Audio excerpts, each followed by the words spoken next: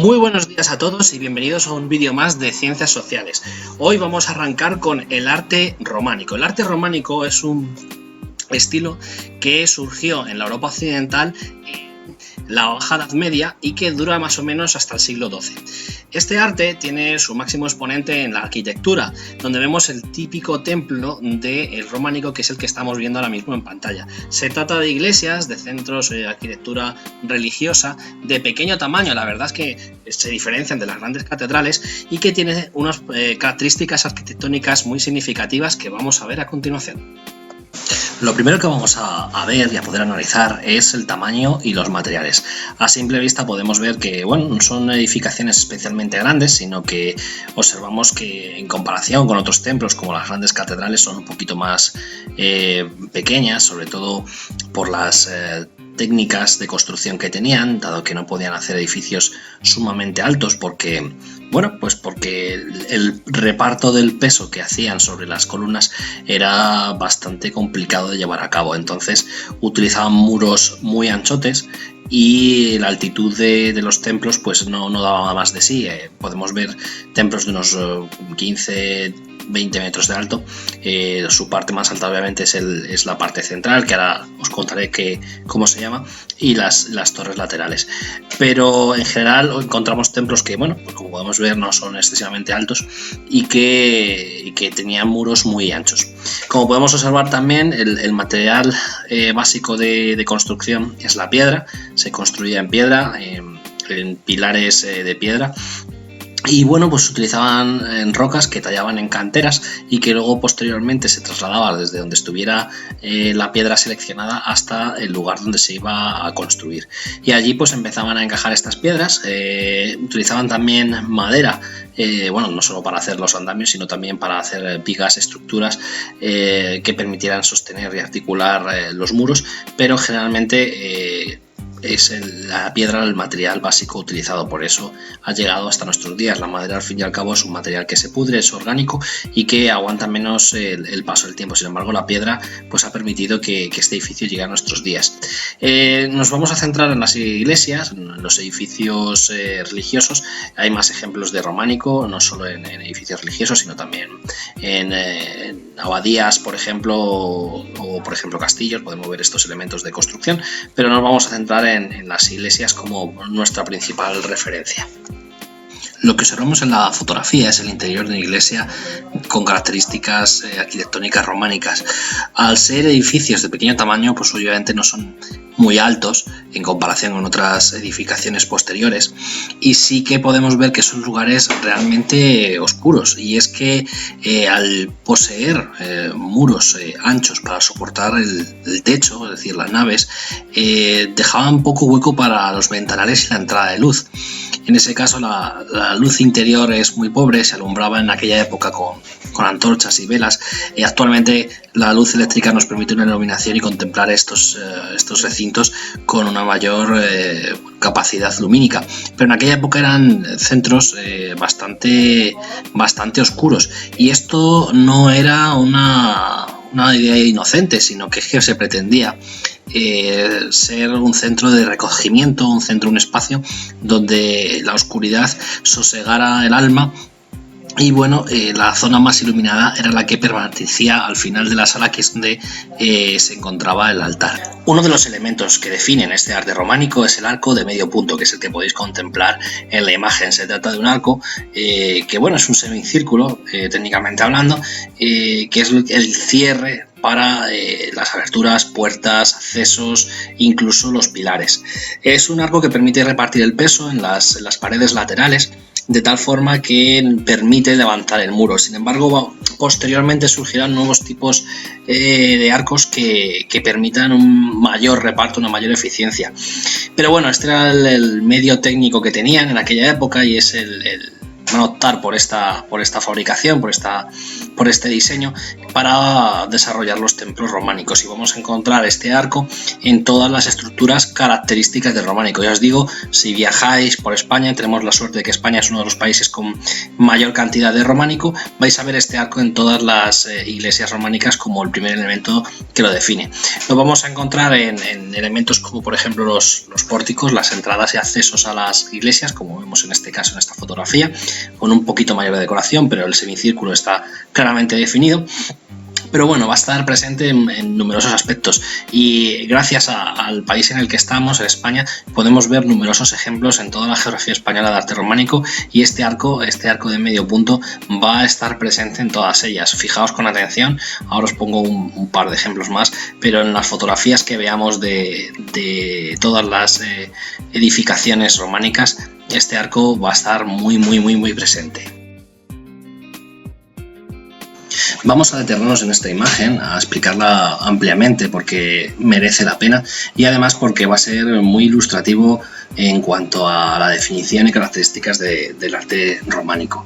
Lo que observamos es una planta, es decir, es un plano de una iglesia típica románica, y es característico porque tiene una forma de cruz. Obviamente estamos en el cristianismo, los símbolos religiosos están a la orden del día, y también en la arquitectura. Este es el más claro ejemplo, aunque hay variaciones en los tipos de construcción. Sí que vamos a observar la repetición de este modelo, de esta planta, ¿vale? De esta estructura base, desde donde van a construir y erigir su templo, ¿vale? Esta imagen que vemos, obviamente, se llama planta de cruz latina, es decir, es el modelo de cruz de los cristianos católicos occidentales. Es distinta a la de los ortodoxos, que es un poquito más, la línea horizontal es un poquito más centrada. En este caso vamos a ver una parte inferior vertical mucho más alargada y un cabecero arriba en semicírculo. Bueno, pues observando esta fotografía tenemos un mogollón de nombres, una lista de nombres, pero vamos a ponerle luz a todo esto. Las galerías interiores, tanto la horizontal como la vertical, reciben el nombre de naves. En este caso la vertical recibe el nombre de nave central, que es el nombre que encontramos aquí a la izquierda enlazado con la galería, y es la que lleva desde la puerta principal hasta lo que es el altar, situado en la girola. Bien, vamos a observar cómo esta nave central de tipo vertical termina en un semicírculo arriba del todo, al que denominamos ábside. Esta parte, que es donde se sitúa el altar, atrás quedarían las imágenes religiosas, el sacerdote daría misa en este altar, y siempre va a aparecer como un semicírculo. A veces en este semicírculo aparecen una serie de capillas, también semicirculares, incrustadas tanto en la nave horizontal como en el ábside, que se llaman absidiolos, pequeños semicírculos incrustados. A veces permitían albergar alguna imagen religiosa o alguna capilla, o incluso alguna cripta familiar donde algunos nobles tenían el dinero para enterrarse dentro de estas iglesias y optaban por comprar o reservar o alquilar uno de estos absidiolos, de estas capillas, para hacer sus enterramientos o hacer capillas particulares.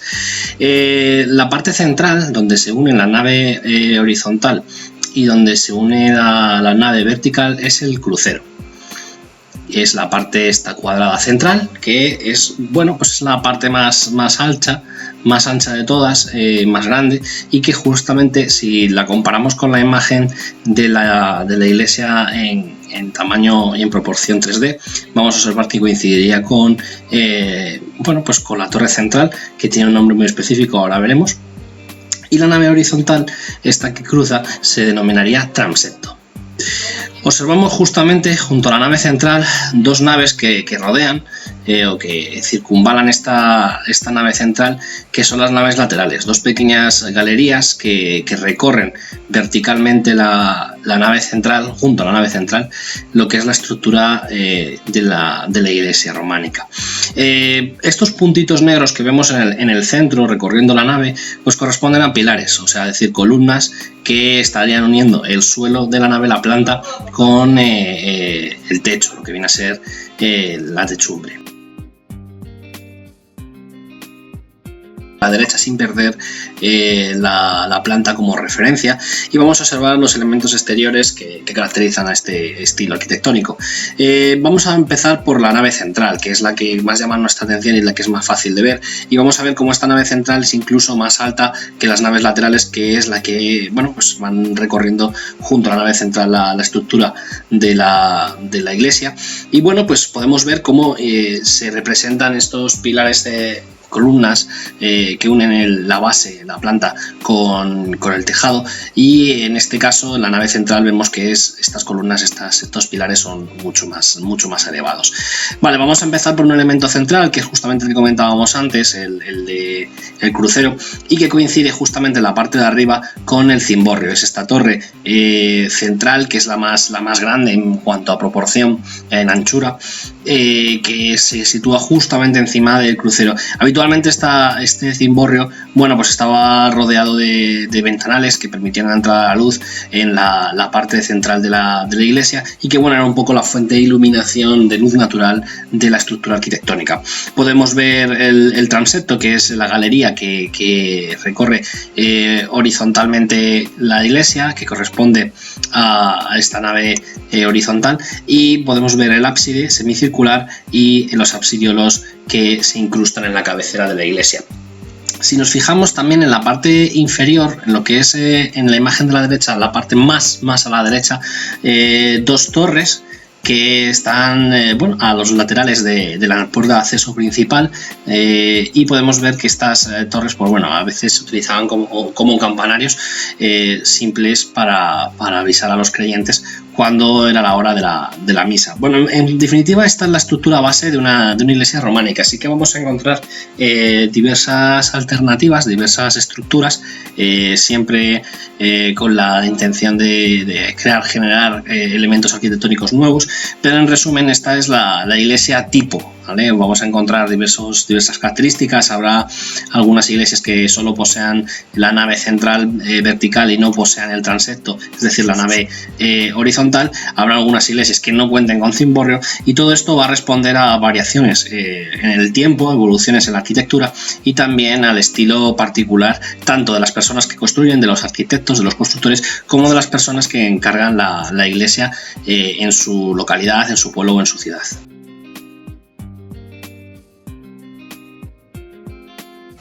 Por último, vamos a analizar el elemento final del estilo románico, que es la elaboración de portadas o pórticos, es decir, puertas de acceso, generalmente las puertas de acceso principales, que se sitúan en la parte inferior o en los laterales de la nave, y que a menudo, al ser la puerta monumental, la puerta significativa, la más llamativa y la principal de la iglesia, pues va a estar decorada de una forma muy especial y va a ser mucho más grande que el resto de accesos a la iglesia. En este caso, vemos un esquema, un dibujo de una portada románica, pero que cumple las características base del estilo.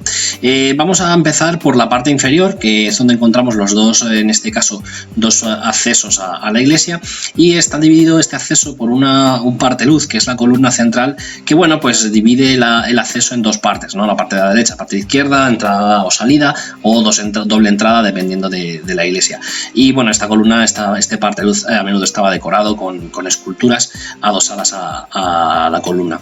En los laterales vamos a ver unas jambas, también en algunas estructuras más tarde denominadas nervios, que son los que rodean desde la base hasta la parte superior de la portada, y que cambian de nombre. La parte inferior, los laterales las denominamos jambas, pero según van acercándose a la curvatura en semicírculo del arco de medio punto, se van a denominar arquivoltas. En realidad es una continuación, estas arquivoltas, a menudo de las propias jambas.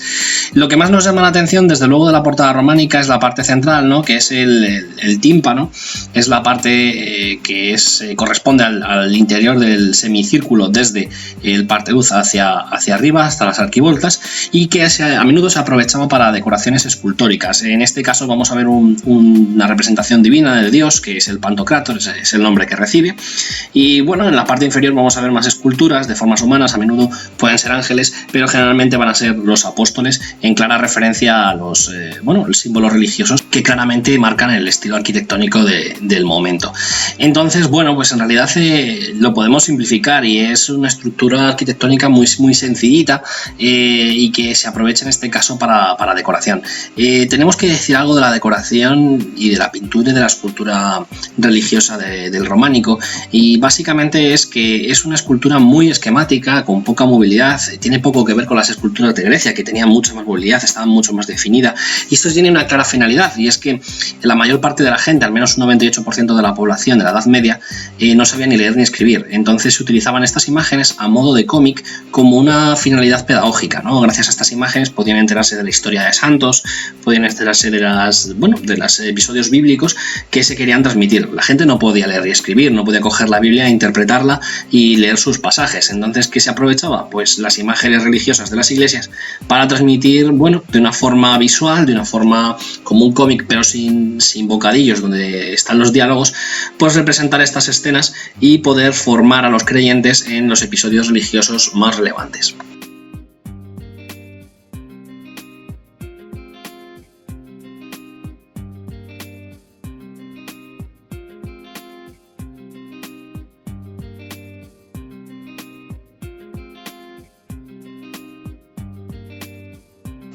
Ahora ha llegado tu momento y te toca a ti desarrollar la actividad que vamos a proponer. Bueno, como puedes ver en la imagen, es algo muy sencillito. He elaborado a modo de modelo para vosotros una portada románica en el que muestro las principales partes de esta portada, ¿no? Que hemos visto y trabajado en la parte del vídeo anterior. Entonces vamos a elaborar paso a paso esta pequeña portada. La vas a realizar tú, ya verás que será muy fácil y se realiza con materiales reciclados que tienes en casa a mano y muy fácilmente de crear. Para la elaboración de este proyecto vamos a necesitar cartón fino, algo que podéis encontrar en una caja de cereales, una caja de galletas, que es este cartón más parecido al papel, flexible, reglas, lápices, un compás o un vaso para realizar circunferencias. Vamos a necesitar rotuladores, pinturas de colores y folios. El primer paso consiste en cortar el cartón. Yo básicamente corto el cartón para quedarme con una lámina plana como si fuera un folio. Después utilicé un compás, o en este caso, como estáis viendo en la imagen, un vaso para realizar una semicircunferencia, es decir, mi arco de medio punto con el que realizar la portada. Y quedaría con este aspecto, ¿vale? De acuerdo, quedamos con el semicírculo, lo hacemos en lápiz, ¿vale? Por si nos equivocamos y tenemos que rectificar con un borrador. A partir de este punto base empecé a trazar mi pórtico. Dibujé una línea que cortaba la semicircunferencia que da paso al dintel y tracé unas líneas verticales para empezar a dibujar las jambas o nervios, quedando una forma parecida a esta. Recordad, utilizad el lápiz para poder borrar en caso de rectificar. ¿De acuerdo? Según vamos evolucionando el dibujo, pues va completándose nuestra visión del pórtico. Aquí a continuación lo que hice fue dibujar el dintel y el parteluz en el centro, siempre simétricos, utilizando las medidas exactas con la regla, y en los laterales dibujé las jambas con tiras verticales de aproximadamente medio centímetro, 3 y 3 a cada lado. Este es uno de los pasos más complicados de realizar, que es trazar las líneas en torno al arco de medio punto de las arquivoltas. Yo para eso tracé 3 líneas de referencia a lo largo del semicírculo y desde las cuales uní las líneas que conectaban las jambas con estos puntos, de tal forma que daba una estructura similar a esta, intentando guardar toda la simetría posible y un orden estilístico muy desarrollado. Acabada la fase de dibujo, llegó la fase de rotulado. Con un rotulador negro fino, lo que he hecho ha sido repasar las partes donde había dibujado con mi lápiz. Defino aún más el parteluz, defino las jambas y voy recorriendo toda la estructura. Sí que es verdad que, podemos equivocarnos un poquito, pero siempre vamos a intentar respetar las líneas que hemos trazado en nuestro boceto simétrico con regla y lápiz. Más o menos va a quedar esta estructura y yo no voy a desarrollar la decoración del tímpano porque me interesa crear una portada esquemática para que se vean las partes. Por ello, mi decoración se va a resumir en simplemente la elaboración de una cruz latina, que he utilizado uno de los retazos que me han quedado del cartón para dibujar esta cruz, trazar nada más con regla la línea horizontal y la línea vertical, un poquito esquemático y orientativo básicamente, pero bueno, quedaría un aspecto similar a esto, y he cerrado ambas partes, ambos extremos, con un semicírculo. A continuación lo que he hecho ha sido, como el resto de estructura, rotularlo para que queden marcadas las partes que me interesaban del boceto a lápiz, y posteriormente simplemente he iniciado ya la fase de decoración. En este caso yo he utilizado una serie de rotuladores de colores, concretamente el naranja y el marrón, para iniciar la decoración, y luego lo he recortado de tal forma que quedaba una imagen similar, y he reservado esta cruz decorada para luego pegarla en la superficie del dintel una vez ya lo haya pintado. Inicio el proceso de pintado del resto del pórtico. Yo voy a utilizar en este caso pinturas de madera de las clásicas que podemos utilizar en el colegio y en clase, y nada más he utilizado dos colores, el marrón y el rotulador naranja, para quedar un esquema sencillito de dos colores en las que se vean los detalles, y podemos pintar en el fondo de marrón. Vais a ver aquí el proceso, en realidad es muy sencillito, pero queda muy vistoso. El contraste entre el marrón y el rotulador naranja en este caso pues da una imagen de profundidad muy chula. Finalmente, ya con pegamento de barra pegué la cruz y los detalles del dintel, y bueno, pues aquí estaría finalizada nuestra decoración. Con esto ya solo nos quedaría la fase de poner los nombres de cada una de las partes. Solo he utilizado un simple folio y el mismo rotulador que he utilizado para rotular las partes del pórtico. He escrito los nombres en ese cacho de papel, los he recortado y pegado en las partes correspondientes de mi portada romántica. Con esto estaría finalizado el proyecto, y como veis, con materiales muy sencillos nos queda algo muy chulo. Así que nada, ahora os animo a vosotros a realizar vuestra propia portada románica. También os animo a que busquéis ejemplos de portadas románicas que encontréis por internet e intentéis emularlos. Bastaría con un diseño sencillito como el que yo he elaborado, pero si queréis explayar vuestra creatividad, adelante. Siempre y cuando, obviamente, sea una portada románica, no la confundamos con portadas del gótico que veremos en temas posteriores, pero adelante. Yo os animo a que deis rienda suelta a vuestra creatividad y disfrutéis con este pequeño proyecto. Espero que os haya gustado el proyecto, muchas gracias por verlo y hasta pronto.